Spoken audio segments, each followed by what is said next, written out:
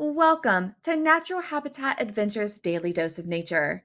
I'm your host, Brooke Mitchell, and today's topic is the great gray whales of Baja with Nat Hab expedition leader Sofia Merino.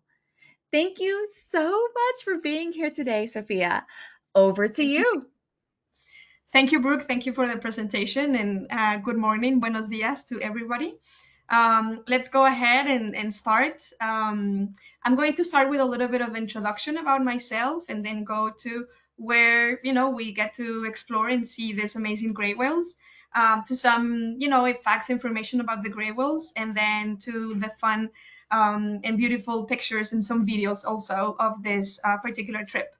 So as Brooke already mentioned, my name is Sofia Merino. I'm a biologist, a marine biologist, a naturalist, and expedition leader for Nat Hab. I've been guiding this particular itinerary with the gray whales since 2018.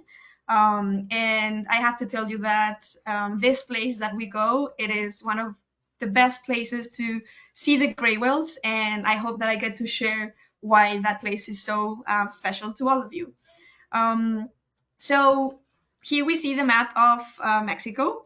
And I actually grew up in the mainland Mexico, in Guadalajara, right here. But right now, actually, I'm presenting from La Paz here in the south part of the Baja California Peninsula. And this area that we go and visit is actually in the Pacific side of the Baja Peninsula. Here with my arrow, I'm pointing, right? If you can follow me with that. So the whole Baja California Peninsula, we divided into two different states, actually, what we call Baja California and Southern Baja California. So I'm going to zoom in a little bit in this area. And here we get to see the south part of the Baja Peninsula. And the gray whales that come here to Mexico, they choose the southern state of Baja California because is where we have these lagoons that you see in these circles right there.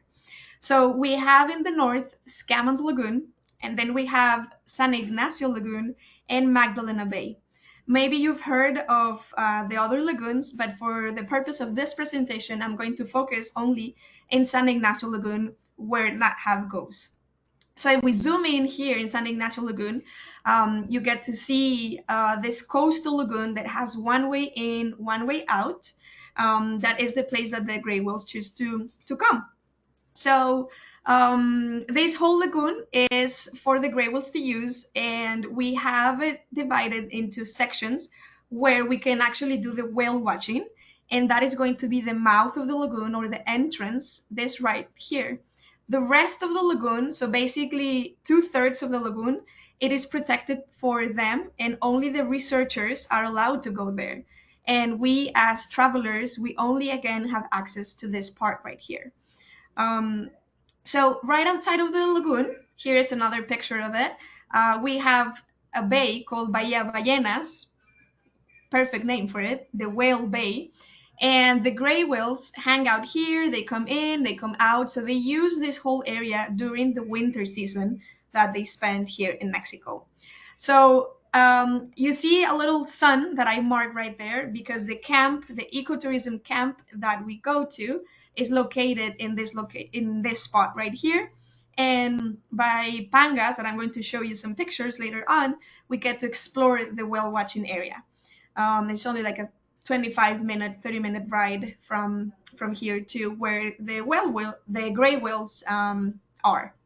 So this is just kind of as a general idea to know where all of this is happening from, Mexico all the way to San Ignacio Lagoon, or Laguna San Ignacio as we say it in Spanish. So I'm going to show you now a little bit of what's happening with the gray whales in different parts of the year, and to try to understand why they are in Mexico and what they are doing in other places. So I'm going to change a little bit here. So I want you to focus right now inside of that pink circle that you see, winter. So let's think about this past winter that just passed. It was winter of 2023 in December, and then January, February, early March of 2024. So the gray whales that are in Mexico in this winter, let's say that we were out and we saw single adult gray whales. and there were some males and a female. So what they were doing, and one of the reasons why they are in Mexico, they were mating. And again, I'm going to show you some pictures and videos of this, and what's the experience that we have there. So when they are mating, is this time of the year, and let's say that the sole purpose of that female actually to come all the way is to get pregnant.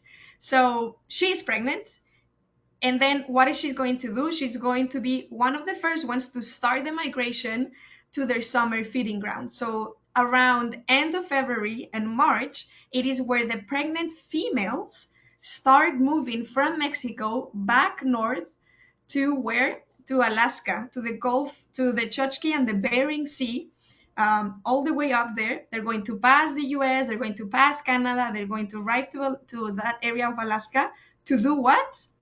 Eat, right? So now that pregnant female is eating as much as she can to sustain herself and to sustain the calf that is growing also.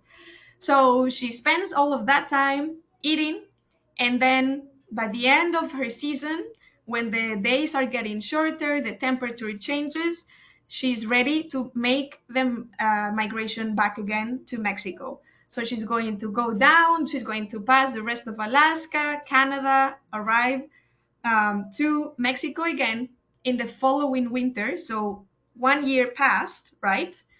And she's going to do what? Give birth. So the pregnancy is going to last between 11 to 12 months of the gray whales. So this female that maybe we saw mating this past winter is going back to San Ignacio, or could be also other lagoons, and she's going to give birth in Mexico. So that's why we always say that these are Mexican whales, because they are born in Mexican waters, they go to eat, and then they come back to whether have their babies or to mate in the following, when they are receptive again. So let's stick with this female that she gave birth, right, here in Mexico. She arrived, most of the time, they are arriving by the end of December, January, but also February, I would say, is more of the peak of the moms with their calves. And they are going to spend the longest of the time with it inside of these lagoons, because they have to raise their calves, they have to show them how to be a whale, they have to get them ready with the currents. So they are going to spend all the way until March, sometimes even early April, inside of these lagoons, the moms and the calves. And then by the end of this, in their spring migration, they're going to go north together, mom and calf, arrive.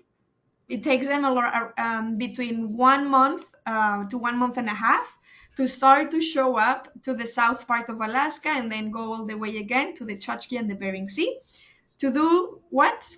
Eat together. And then something happens, we don't really know exactly how, but they just go on its own way, and that's it. So the calf is going to stay with its mom for around 7 months, give or take, also.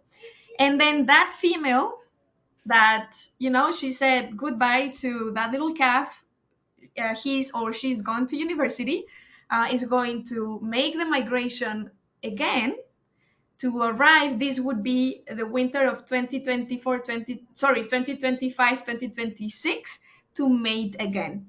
So I hope that it makes sense, like this whole cycle of being bilocational, going from one place to another, taking advantage of the summer productivity that happens up in the North Pacific, and then taking advantage of the calm waters of Mexico and the warmer waters to mate and give birth.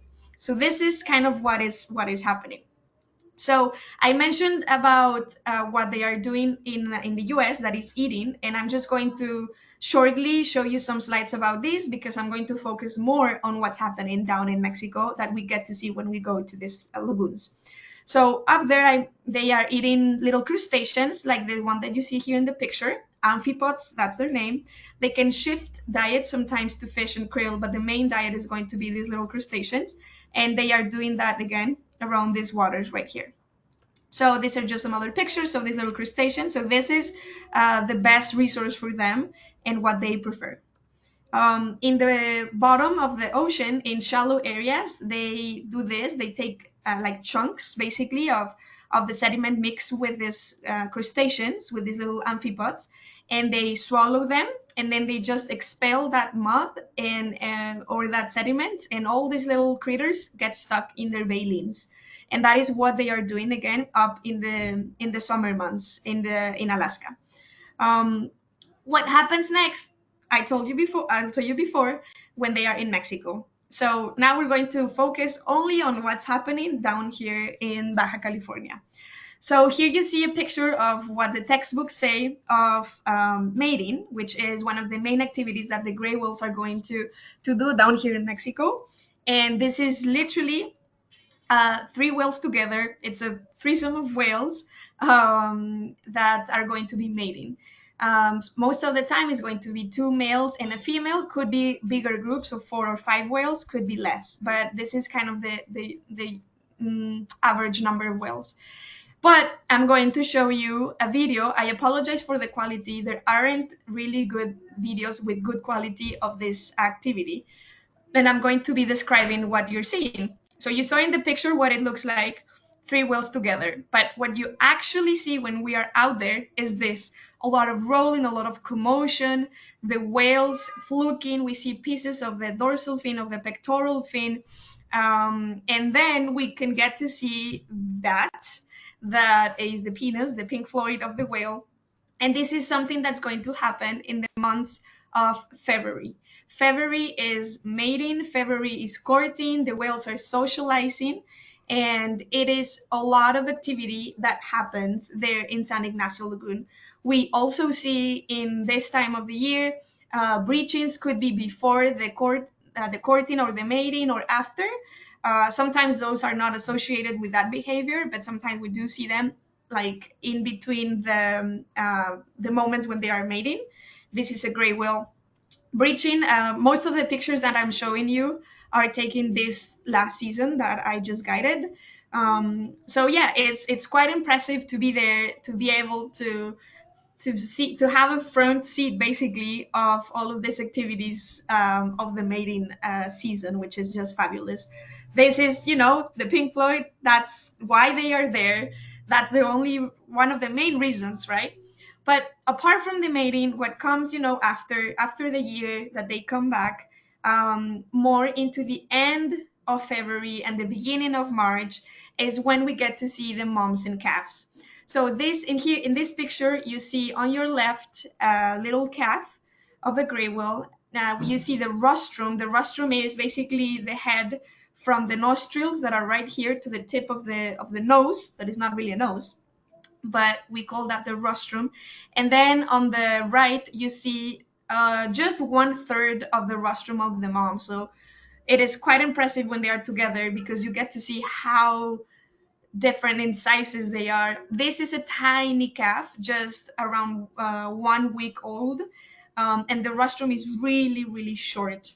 And that's how we get to kind of assess how young of a calf this one is.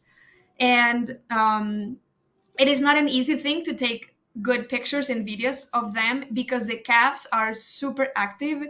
They are erratic in their behavior, so you cannot expect them to do anything really. With the adult ones and with the moms, they have times that they spend in the surface or in the depth, so you kind of know what they're going to do in a way. So that's why it's so hard to take a picture where both of them are doing something together at the same time. But we get to spend many hours in the water and looking forward for these opportunities. So this is another picture that I took this.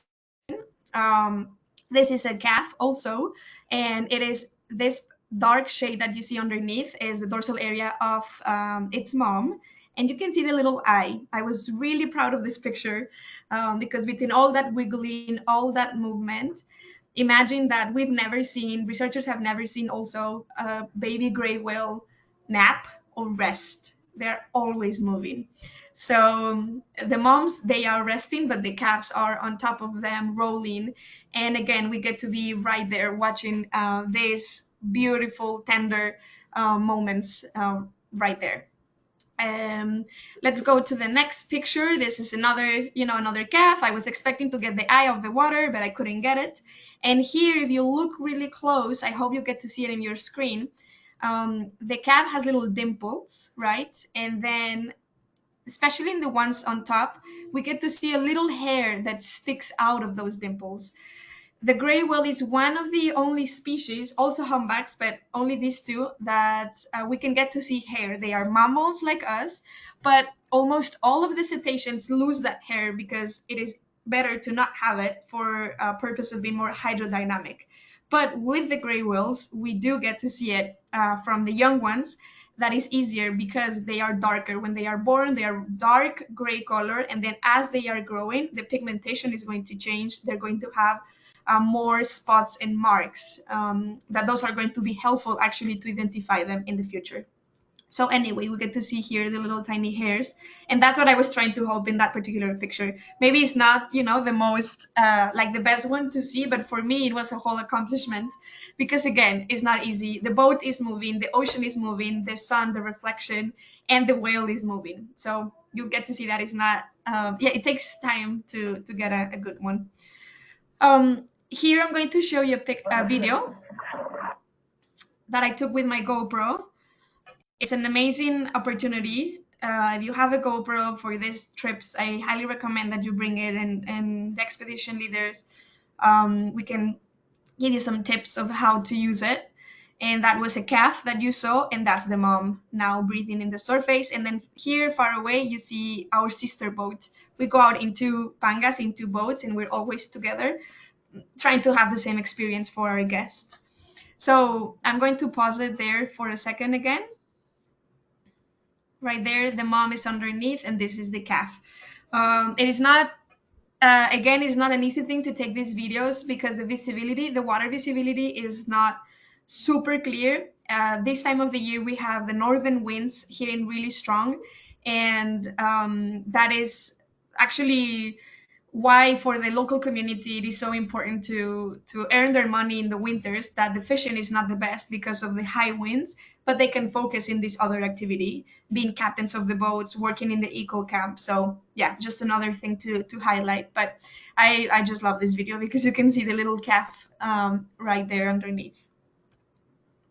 Oh, let me go and change it there. So I show you already some pictures of the whales itself, but just to see, how is experience in the pangas, in the boats with the whales. Here, I took this picture of our sister boat, and then Daniela here, one of the expedition leaders, is splashing. We have these little kind of cups that we splash water because for some reason the whales are curious of that splashing. It's something that we don't really understand why they are super sensitive in the rostrum. They have all these little hairs. Calves are curious about it, also the adult ones, and sometimes if you don't splash, they just go to another boat or they just disappear. And for the captains, they always tells us it's bad luck if you're not splashing. So I think we do it more for them, but also for us. It's quite fun. But yeah, this, we see our guests here.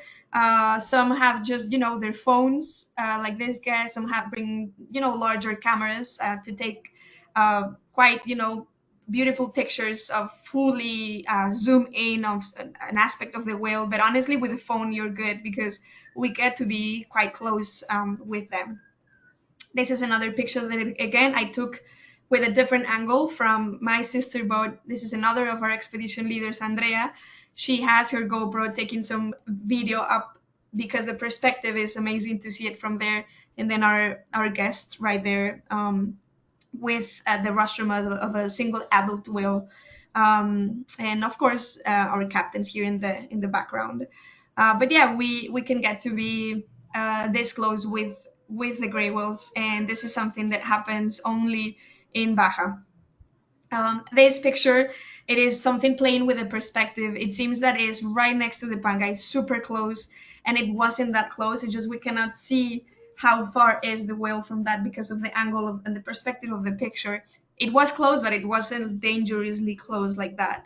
And I remember clearly this was a moment with two juvenile whales that were playing. They were socializing, and it's something that we see a lot happening early February.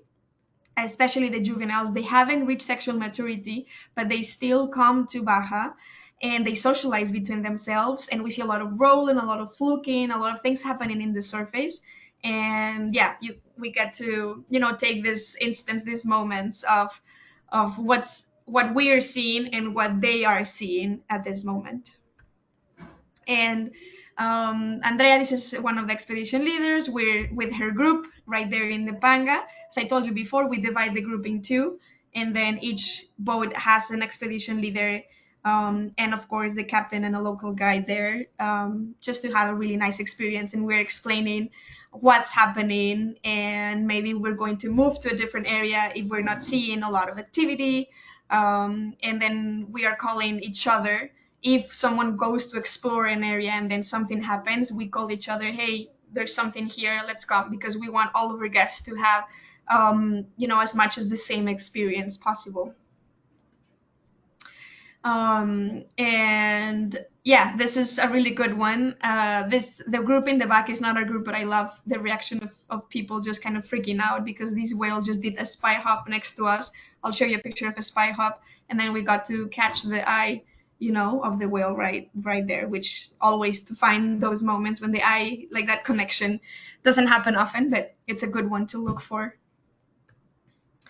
And here I have another video that I would like to show you.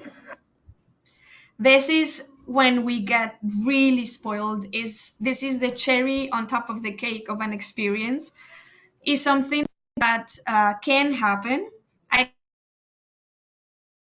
can, but it happens in a lot of the trips that we do within the same season, because it is up to them, it is not up to us. In this video, if you look closely here, this whale is open in the mouth, and this is the line of the mouth, the eye is right here, and this whale was actually kind of just gently and slowly pushing this boat. These whales can easily just knock us, tip us over, and for some reason they are choosing not to do that. And that is one of the main ways of us to know that what they are obtaining of this, we don't really know, but it's something that they find interesting or that they enjoy, maybe because they keep on doing that. And at the beginning of the video, the whale is coming, and sometimes that happens. Like the friendly whales show up. We are not going to be there to go and chase the whales. We're going to be there, and the whales, if they decide to be friendly, they're going to come to us. I know this may sound a little bit crazy of what I'm saying, but this is what happens. And it's with what happened with this particular whale. I don't know if you saw, but it brought some bubbles out. That's usually a sign that this whale is going to be friendly. Somehow they do that. Sometimes they go right underneath the boat and they bring a lot of bubbles. Sometimes they just lift gently again the boat or push us over. And then we kind of recommend to do some gently splashing. We think that they enjoy kind of doing that. They go on the side because that is where the eye is, so they can look what's happening. I always think that maybe the whale thinks that a human is a boat with hands sticking in the water, looking from what's happening. But that's something that goes beyond. But yeah, again, this is something that is like the top experience that can happen in these trips. And this picture, I wanted to show it because this was the last trip of the season, the last moment we were out. And what you see this is my hand, that's me in the back. What I'm holding here is a little crustacean, is Siamus camonis. The species is a whale lice, that is specific to the gray whale. And what happened is that we had a friendly whale, a little bit of what you saw in the previous video, and one of my co-workers and a colleague, local guide, she was splashing and then the whale just stuck next to her, and that was quite impressive. It was beautiful, and I just screamed at her, take a whale lice, and they just like they fall basically. And she took one, she passed it to me and one of our guests. I kept on telling our guests, I think today is going to be that day that I'm going to show you up close a whale lice, because we can just see in the distance sometimes the patches, the gray, the orange, beige patches. Those are a lot of these creatures there. And then I show it to one of our guests, and he took, Glenn's his name, Glenn took, I need to give him the credit. He took this picture of me showing him the whale life. So it was a big accomplishment that particular day, a good one to remember as the last day of the season. And this is, a little bit more of what happens there.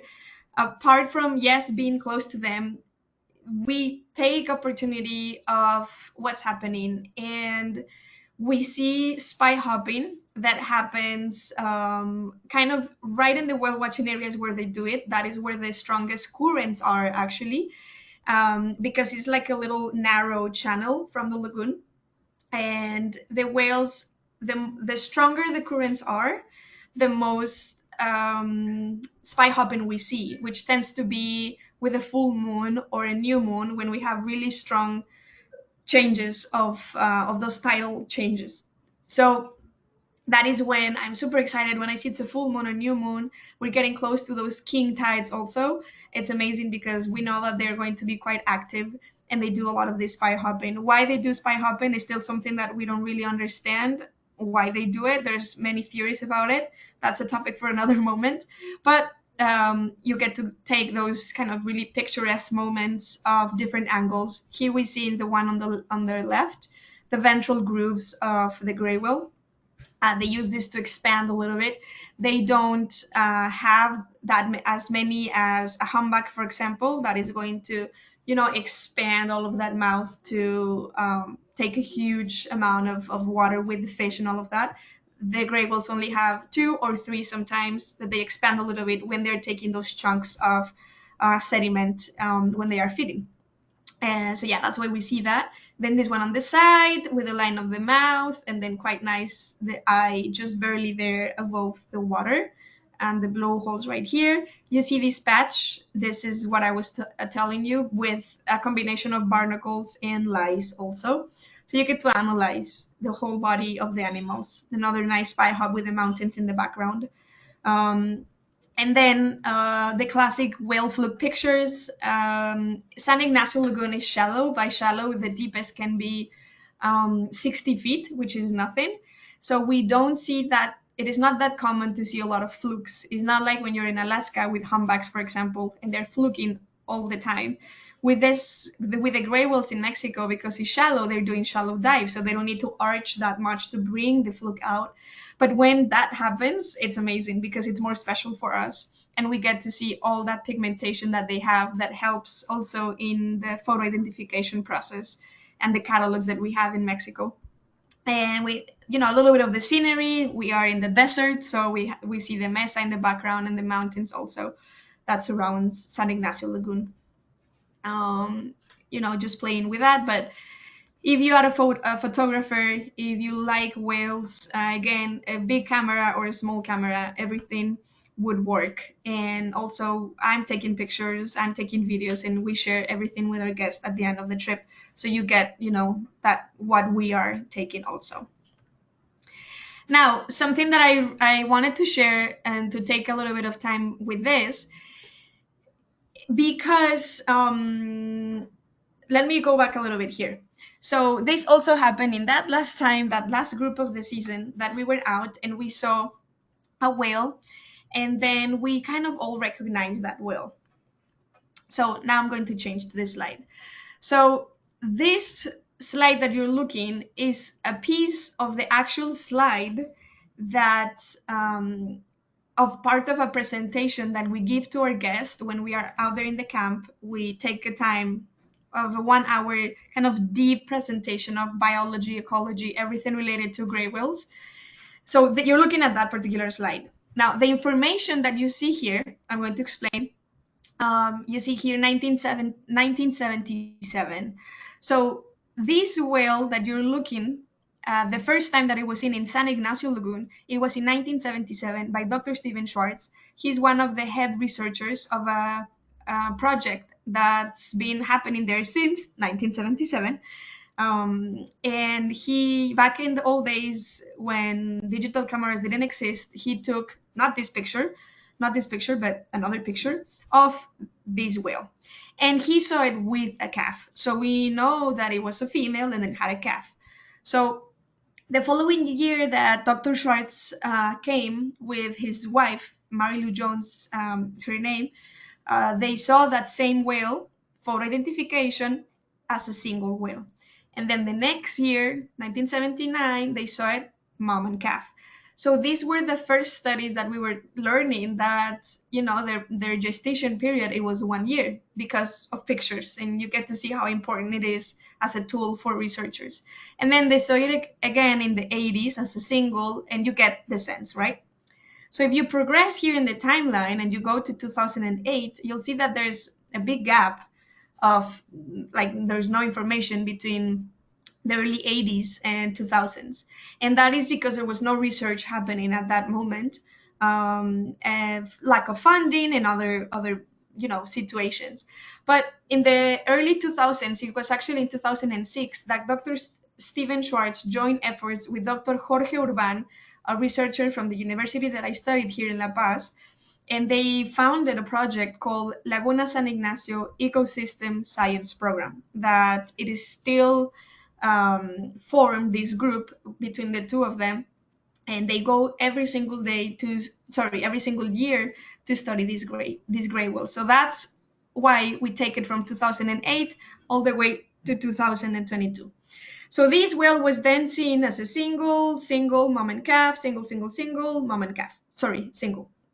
And what happened here, 2015, 18, we missed some years. Maybe she did had a calf in 2016 and 17, but we just didn't see it, right? That's something that happens. But the importance of having long-term data, right, that we can compare and analyze is because we get to this minimum age. So between 2022, 1977, we have 46 years, plus the 6 to 8 years that it takes a gray whale to get sexually mature.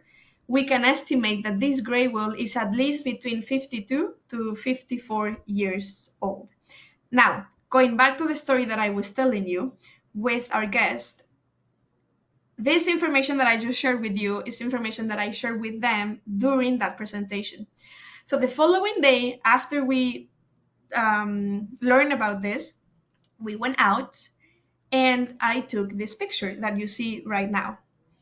And everyone that was in the boat and in my boat and everyone that was in my co-guide's boat, we were like, wait, that whale looks so similar to the picture of that presentation. Now, there are a lot of gray whales that have white patches like this one, that, it's something that happens as a natural pigmentation. Sometimes could be scars, also big scars.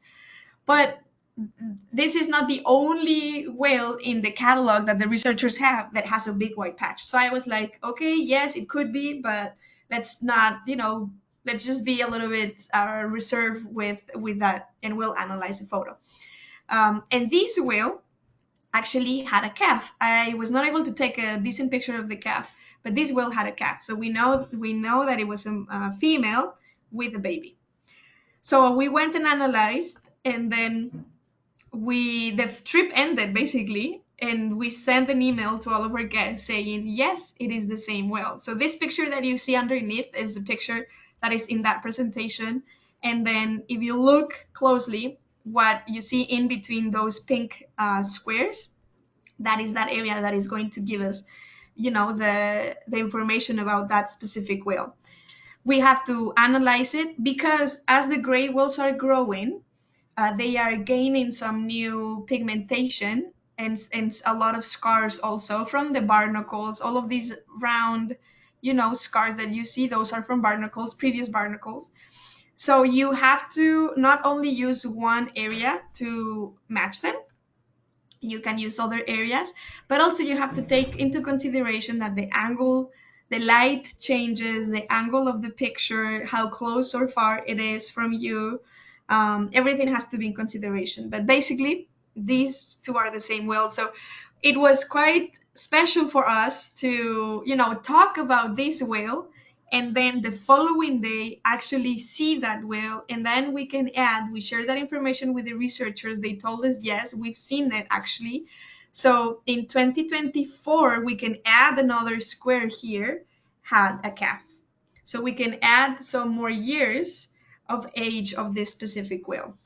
So this is something that is for all of us super special when we get to, this, to be more close to learn the stories of these whales. It is not only one gray whale, it is the gray whale, right? That it's going to be more special for a guest and for us. And also that we see the researchers out there doing, their job. We see their boat and we get an opportunity to explain and show what's happening. So yeah, I wanted to take a moment to to share all of that. It is not about not only all those, we're looking for that amazing experience of being close with the whales and we have these expectations, but it's more than that. It's part of the education also that we take really seriously in Nat Hab of sharing all of this knowledge that we've learned of this amazing species. Now, this trip is, is quite focused. It's heavily focused on the gray whale. We're there to whale watch. We're going to do it every single day, twice a day. We're going to spend every day around 6 hours divided, 3 and 3 in the water. So if you don't like gray whales, if you don't like cetaceans, I always say don't come to this trip. If you're a whale lover as me, this is a trip for you. There are other things in the lagoon, yes, and weather allowing, we take the time in between whale watchings because we need to go back to the camp and we need to eat and we need to stretch our legs because we're going to be on a boat sitting for most of the time, and then we do walks. And we take the panga sometimes to the mangroves if the tide is right and the winds are right, because as I told you before, the winter season for us here in Mexico, in this part in Baja, is when we have a lot of wind. So when everything aligns, we take the time to go out and to try to find that the yellow mangrove warbler, that it's a beautiful one to see, the brown pelicans, and also other species when we're out are most of the time is going to be bottlenose dolphins that we have there, and here and there we can see California sea lions also in the lagoon, but I would say mostly is birds that when maybe there's not that many activity, but then we see a lot of cormorants that are plunging in, then we try to go to kind of complement that time also. So if you like birds, if you're a birder, it is a nice trip, to also incorporate other likes apart from the whales. But I have to tell you that it is heavily focused. Our main purpose there is to go out and see the gray whales, and that's going to be the, the tip of the iceberg, basically. Um, and we get to walk also and do some tide pulling. Those are the cabanas that we stay at. In Kojima Eco Camp is the name. They are local owners. They are the only ones that can own the land there because it's community land ownership. That's a unique way of how the rural parts of Mexico work, actually. And we've been going to Kojima Camp for more than 30 years at Nat Hab, actually. So it's a long-term partnership that we have with them, and we love the staff, the captains that work there. And we are right there. As you can see, that's one of the cabanas. And then in the background is San Ignacio Lagoon at sunset. So yeah, it's a beautiful, amazing place. That's me with our local staff, Rosa. I have to tell you actually that all of the expedition leaders and the operations, it's a team of women. That's how it has happened, and it's an amazing team. And there we are having our farewell dinner with our guest in one of the seasons. So yeah, I with this, I'm almost finishing this presentation. I would like to put one more video, and we'll open up for questions. So here's another moment. This was this season. Super chill mom. The calf next on her left. And that's the GoPro shot. Some of the fish passing by, top smelled fish that we see them associated with the gray whales. And I have to tell you, maybe I took like 4 hours of footage in one day to take this one good video. Because you don't see right from the surface with the GoPros, but you can manage to move the camera to where you think the whale is going. And this one worked out.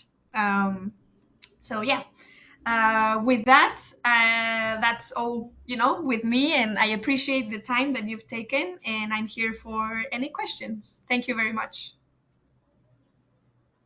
Wow, that was so incredible, Sophia. I want to get on a plane right now and come join you. I have not experienced this myself, and it looks unbelievable. We do have lots of questions, and everybody, please feel free. We do have, at least 10, 15 minutes that we can do questions right now, which is very exciting. So bring them on in your GoToWebinar control panel.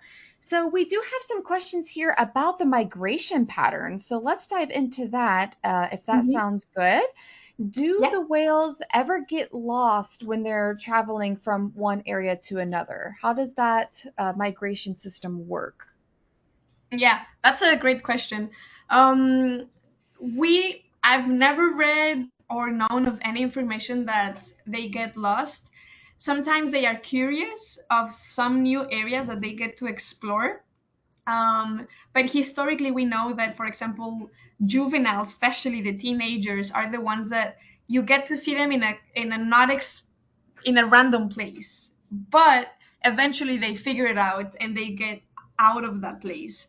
That has happened actually in here in Mexico. That's juvenile has stayed for a full year in the lagoon, and we don't have the type of food that they need here. And it was a juvenile, and then he was able to find some sources of food because they have this little plasticity, they can shift, and then by the next winter he left, so he learned the lesson. So we have these kind of random, gray whales that have been seen in other places. There was another one seen off the coast of Namibia in the Atlantic Ocean.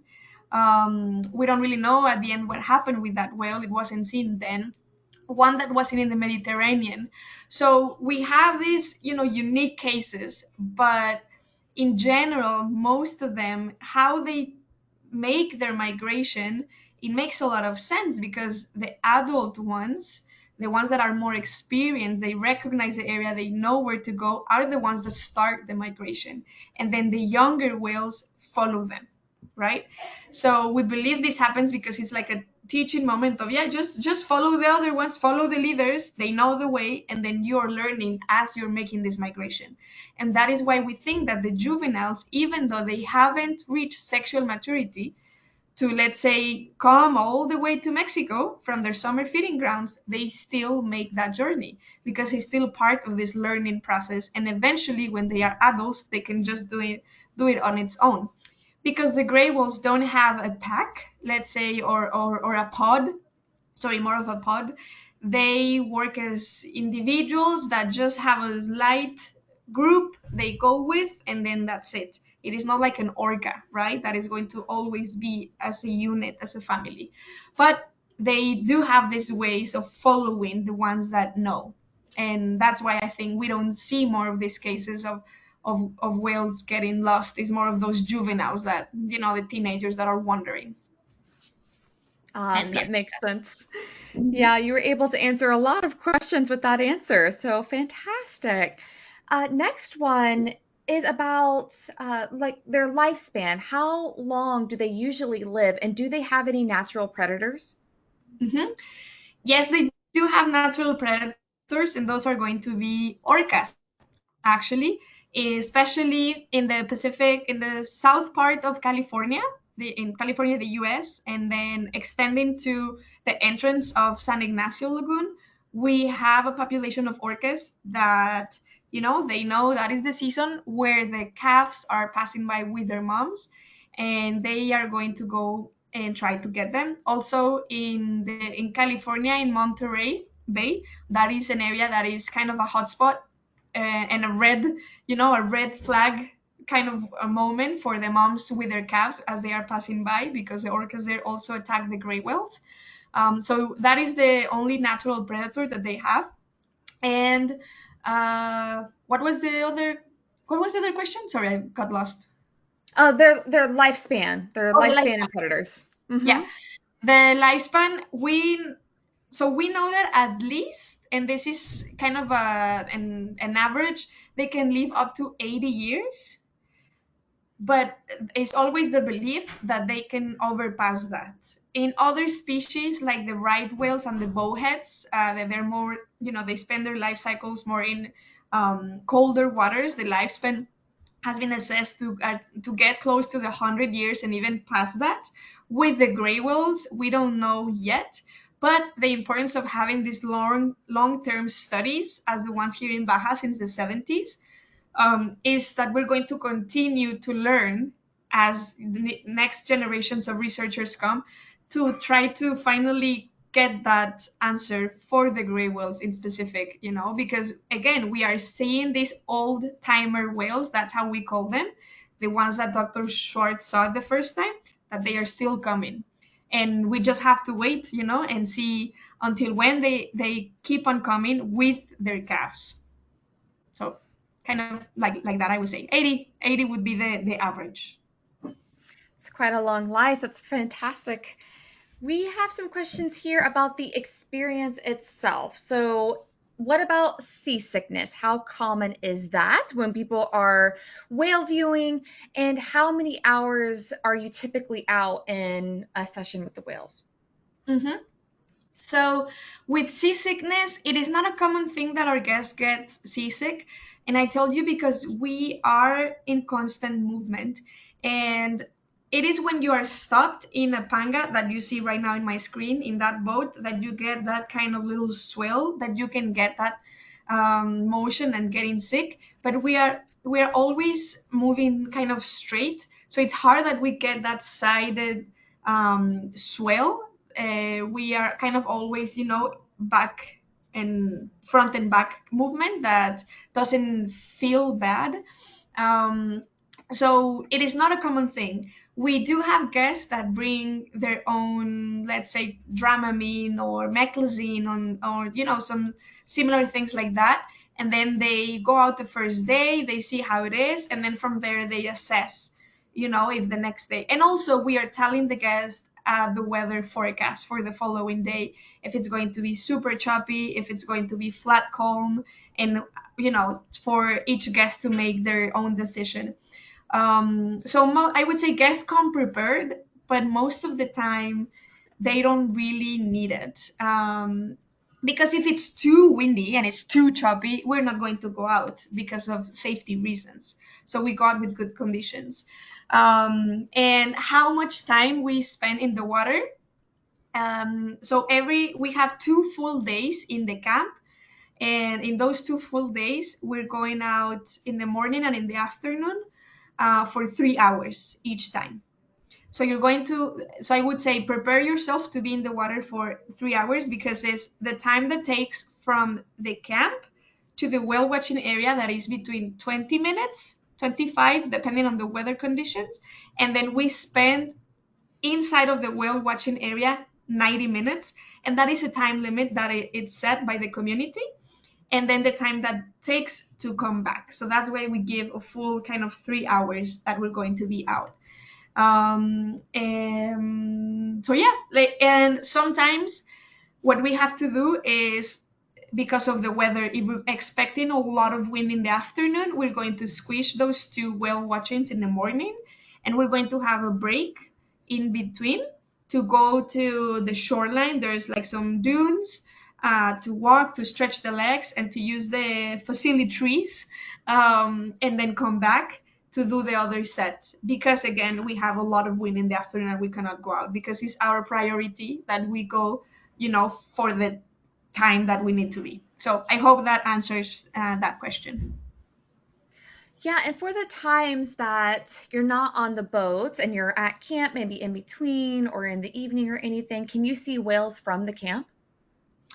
Yes, you could. It varies so much in the season. Sometimes the whales prefer to stay more where the whale watching zone is, and that is why the whale watching zone is set to be, because that's where they spend most of the time. But when they are passing by, we can see them at the distance. Why at the distance? Because it's shallow. As I was telling you, there's a deep channel that passes in the middle of the lagoon, and that is the one that the whales use. The rest of it is really shallow waters that the whales physically don't fit. So we can see the spouts at the distance. If we have a really high tide, then we can see them closer because they can move a little bit closer to the shoreline. But yes, we can see them passing by. And I would say, especially at the peak of the season, and that would be by the middle and the end of February, is where we have more chances of seeing the spouts. And we have a really calm night with no wind. Sometimes we can even listen to the spouts, which is an amazing thing to listen to. I am sure. We actually have a couple people in here that are commenting that they went this past season and they had an unbelievably amazing time. So thanks for dropping that in. That was wonderful to read. We also are having some questions about babies. Mhm. How big are they when they are born? And then around how big are they when they start the migration? Yes, so the calves, when they are born, they're going to be around 4 feet. So that is a tiny baby gray whale. And by the time they are leaving, they are going to be the size of the panga, and that would be around 24 feet.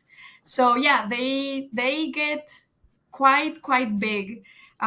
They are only nursing from the mom, so you can imagine the energy loss that is from the mom, because the mom is not feeding at all when she's down in Mexico because we don't have their food.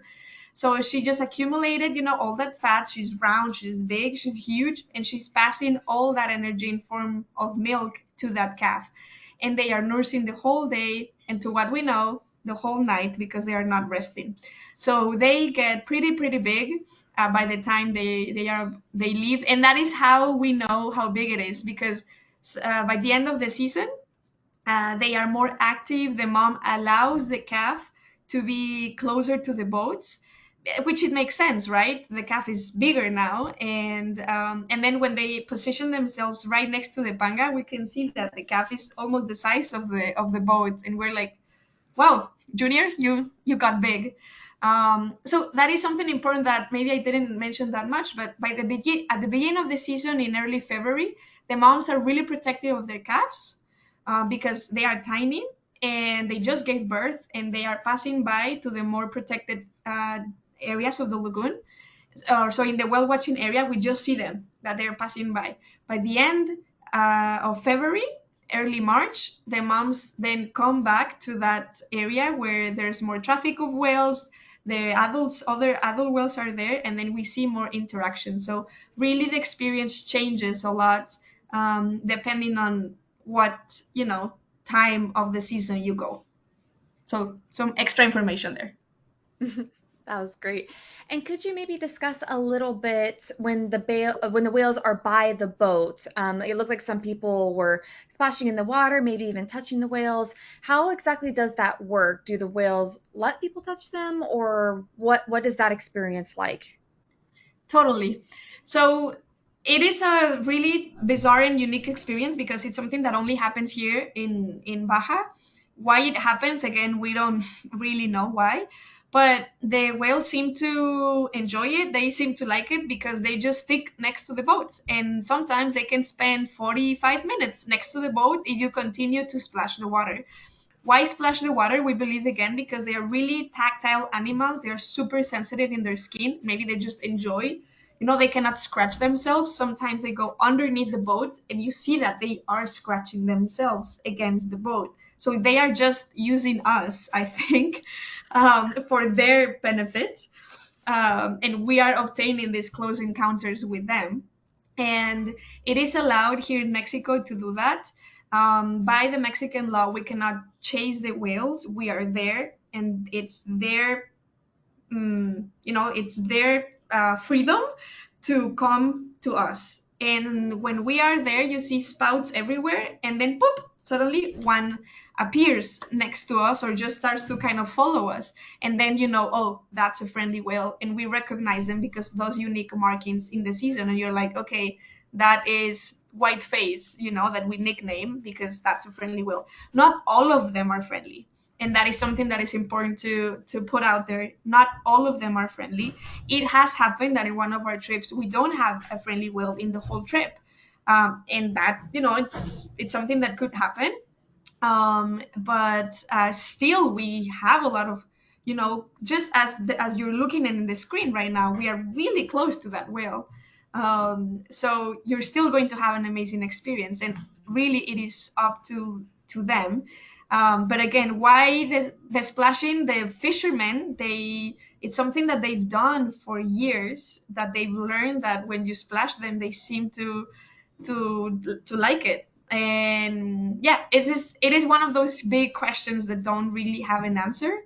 I think one of those amazing mysteries, because these same gray whales, when they are in their feeding grounds, when they are in their migration between California and Canada, they are not friendly, the same whales. So it's a whole mystery. But yeah, it's an amazing interaction when that happens, and we always say take it in because it doesn't happen every single day. Amazing. If you could maybe just take a moment to comment on safety for Hmm. this trip. Yes. So the place that we start on this trip is Loreto, and Loreto is it's a small town, a beautiful town actually, that is around 20,000 people. That's where you fly in, and from there we welcome you. It's a really safe part of Mexico. A big expat community of Canadians and Americans actually live in Loreto full year, and it's a full season in winter. And then from there we move in a bus that is only for us, to San Ignacio Lagoon. It's a 6-hour bus ride that is an amazing one actually. And then when we are at the camp, we are the only group that is there at that particular camp. There are other camps that we see. In total, there are 7 camps in San Ignacio Lagoon. Super safe area. We are always quite relaxed, honestly. There's a small community of fishermen that live nearby the camps, of around 300 people. They are the ones that depend on this activity. And then once we are there, the other kind of safety thing is going to be the wind for us. We are constantly checking the weather forecast to see how to manage our times with the weather forecast, because we always, focus on that safety. The pangas are super stable. The fishermen are the experts, and they use them all year long, whether to fish or to do tourism. And we have a maximum of 8 people, 8 guests per panga, with the guide.